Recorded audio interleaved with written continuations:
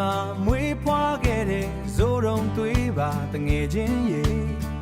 ရင်ထဲမှာအမြဲတငယ်ချင်းရေ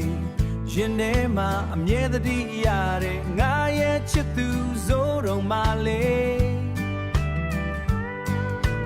တောင်ပေါ်လမ်းမှာနင်းတွေကြခြင်းမင်းလေးကိုပဲတတိရတယ်ပန်းလေးကိုပဲတတိရတယ်ပန်းကလေးတွေပွင့်တဲ့ဒီတောင်ပေါ်မှာမင်းနဲ့တူလမ်းလျှောက်ခြင်းနဲ့လေ